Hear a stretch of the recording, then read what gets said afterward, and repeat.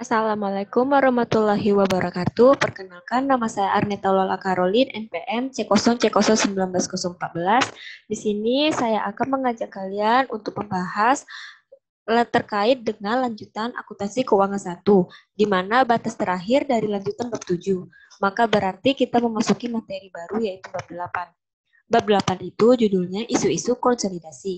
Yang harus kita bahas di bab 8, kita akan fokus pada dua materi, yaitu perubahan dalam bagian kepemilikan entitas induk dan akuisisi pada periode interim. Ketika kita membahas chapter 3 dan chapter 4, di chapter 3 kita sudah masuk materinya bagaimana menyusun laporan keuangan konsolidasi dengan kasus akuisisinya pada nilai tercatat. Yang dikatakan akuisisi itu adalah ketika suatu perusahaan memperoleh pengendalian atas perusahaan lain. Dia memperoleh pengendalian atas perusahaan lain dengan kepemilikannya sebesar lebih dari 50%. Akuisisi pada nilai tercatat adalah contohnya yaitu jadi PTB mempunyai ekuitas sebesar 1 juta. Saya mengakuisisi PTA 100% sahamnya PTB yang ekuitasnya adalah 1 juta. Dan PT saya atau PTA mempunyai saham sebesar 100% di PTB. Sebagai pengakuisisi, saya akan memberi imbalan. Imbalan yang dialihkan bisa berupa kas. Jadi contohnya tadi ekuitas PTB sebesar 1 juta. Saya mengakuisisi 100%, dalam akuisisi itu membayar dengan mengeluarkan uang 1 juta.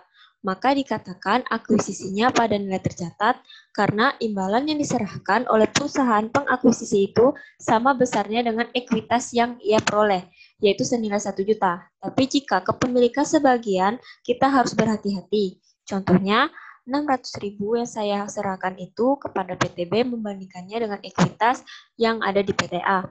Itu diperoleh berapa? Sebesar 60% dikali 1 juta. Jadi ekuitasnya PT anak itu atau PTB kepemilikannya adalah PT induk adalah sebesar 600.000 sama dengan imbalan PTB bagikan, yaitu sebesar 600.000. Maka dikatakan akuisisinya pada nilai tercatat. Maka konsekuensinya pada nilai tercatat, maka tidak ada namanya diferensial atau selisih. Jika ada muncul diferensial atau selisih yang harus dialokasikan, maka itu akuisisinya tidak pada nilai tercatat. Bagaimana cara menentukan diferensial itu? Tentu diferensial itu muncul ketika akuisisinya tidak pada nilai tercatat. Saya contohkan.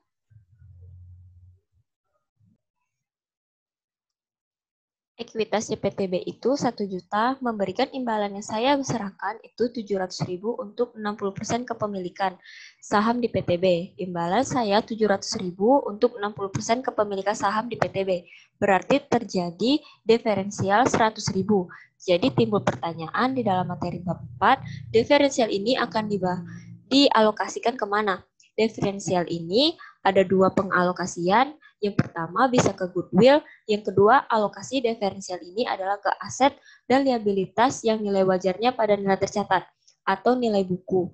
Jadi kalau PTB tadi memiliki aset yang nilai wajarnya tercatat yang berbeda dengan nilai bukunya, maka kalau ada selisih, maka alokasi selisih ini juga dialokasikan pada aset yang nilai wajarnya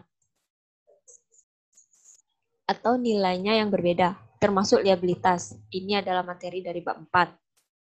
Kalau di bab-bab sebelumnya, diasumsikan selama periode ketika PTA mengakuisisi PTB. Di bab sebelumnya diasumsikan presentase kepemilikan saham PTA kepada PTB tidak berubah. Jadi misalnya 2 Januari 2015, PT Nusantara mengakuisisi 75% sahamnya PT Andalas. Maka di bab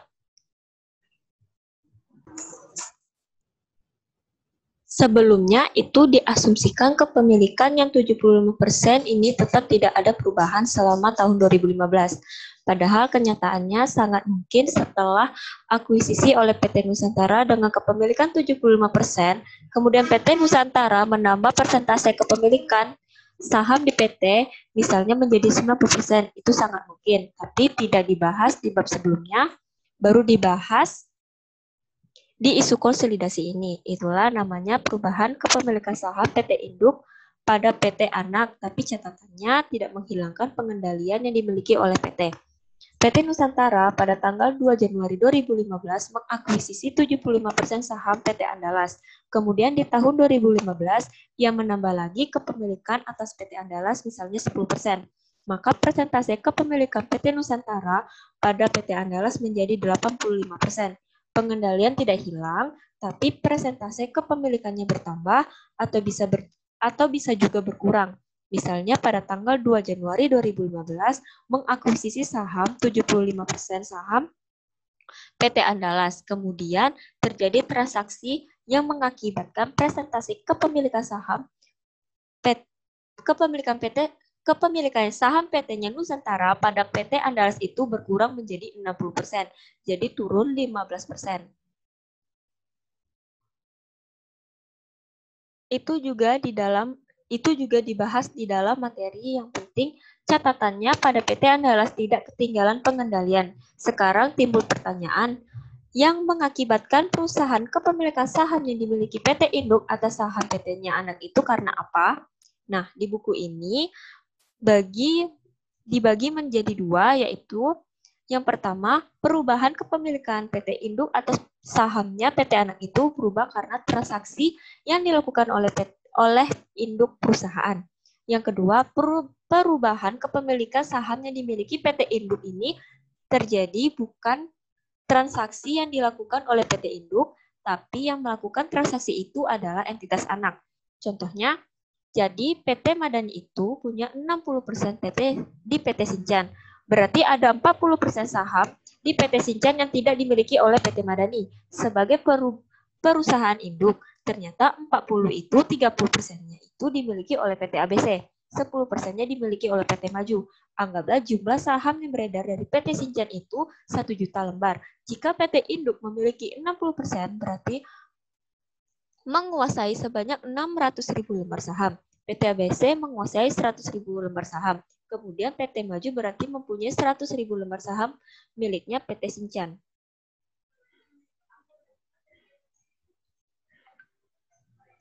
Terjadi perubahan kepemilikan saham yang dimiliki oleh PT Induk dalam atas sahamnya PT Sinchan. Yang pertama itu karena transaksi yang dilakukan oleh entitas induk itu sendiri. Contohnya, PT Madani membeli 10% sahamnya PT Sinchan dari PT ABC. Itu dinamakan transaksi yang dilakukan oleh PT Induk. Akibat dari PT Induk membeli 100.000 sahamnya PT Sinchan yang dimiliki PT ABC, maka sekarang jumlah kepemilikannya saham PT Induk bertambah dari 60% menjadi 70%, yaitu menjadi 700.000 lembar. PT ABC turun menjadi 20%, yaitu 200.000 lembar. PT Maju tetap 10%. Akibatnya, kepemilikan saham PT Induk itu bertambah dan kepentingan non-pengendali jadi berkurang. Jadi PT ABC dan PT Maju adalah kepentingan non-pengendali. Kemudian kalau contohnya masih transaksi ini dilakukan oleh induk perusahaan. Contohnya, saya menjual saham PT Sinchan yang ke PT ABC sebesar 15%. Di sana PT Induk menjual 150.000 lembar, PT Sinchan dibeli oleh PT Maju. Jadi yang melakukan transaksi itu adalah PT Induk dengan melepas 150.000 lembar PT Sinchan. Maka konsekuensi kepemilikan saham PT Induk turun yang tadinya hanya 70% menjadi tinggal 55%. Kepemilikan saham yang dimiliki PT Maju mengalami peningkatan yang tadinya hanya 10% menjadi 25%. Berikutnya bisa juga kepemilikan saham PT Induk itu berubah, bisa meningkat atau bisa juga menurun dengan catatan tidak menghilangkan pengendalian. Jadi setelah PT Sinchan melakukan treasury dengan membeli kembali saham sebanyak 100.000 lembar miliknya yang selama ini dipegang oleh PT Maju sebagai saham treasury, maka jumlah saham yang dimiliki PT Sinchan yang tadinya hanya 300.000 lembar, saham sekarang tinggal 200.000 lembar. Nah, itu contoh transaksi yang dilakukan PT Anak yang menjadikan kepemilikan saham PT Induk menjadi berubah dan kepentingan non-pengendali pun juga ikut berubah. Ada contohnya lagi, PT Sinchan menerbitkan saham baru Kembali lagi ke contoh sebelumnya, saham yang dimiliki PT Shinchan adalah 1 juta lembar. Sekarang ini PT Shinchan memutuskan menerbitkan saham baru. Jumlah saham baru yang diterbitkan oleh PT Shinchan adalah 200.000 lembar. Kemudian ditawarkan kepada PT Induk, ditolak, ditawarkan kepada PT Maju juga ditolak. Ternyata 100.000 lembar ini dimiliki oleh PT baru yaitu PT Aisyah. Jadi PT Aisyah itu membeli 200 lembar saham yang diterbitkan oleh PT Shinchan. Maka komposisi saham yang beredar sebanyak 1.100.000 lembar, maka persentase di PT Induk juga berpengaruh ke jumlah persentase saham yang dimiliki PT Induk, tidak lagi 60%. Maka pengendalian di PT Induk tidak hilang tapi menurun, tapi PT Maju itu juga turun karena dia punya 300.000 lembar, sekarang pembaginya bukan lagi 1 juta tapi 1.100.000. Di mana dia pun juga ikut turun. PT ABC pun juga ikut turun. Dia tetap 100.000 lembar, tapi pembaginya bukan lagi 1 juta, yaitu 1.100.000. Sekarang konsolidasi itu juga berpengaruh, dari perubahan kepemilikan ini juga berpengaruh. Kita membahas materi yaitu entitas induk mengakuisisi saham tambahan dari pihak ketika menurut PSAK 65 tahun 2014, perubahan dalam kepemilikan induk pada entitas anak yang tidak mengakibatkan hilangnya pengendalian entitas induk pada entitas anak, itulah transaksi ekuitas.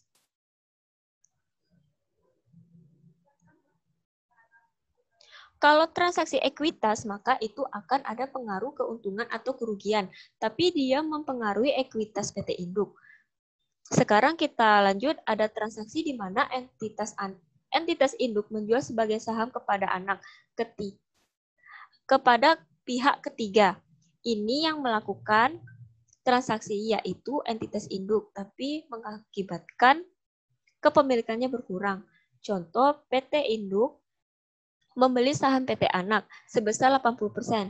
Pada tanggal 2 Januari 2015, pada saat itu PT Induk membayar 560 juta, yaitu sebesar proporsi PT Anak komposisi ekuitas PT Anak pada saat akuisisi dilakukan oleh PT Induk.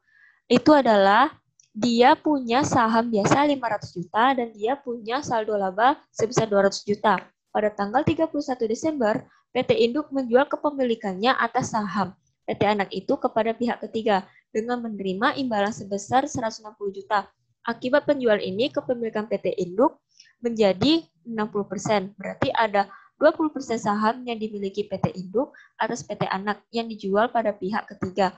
Dan kepemilikan PT Induk turun dari 80% menjadi 60%.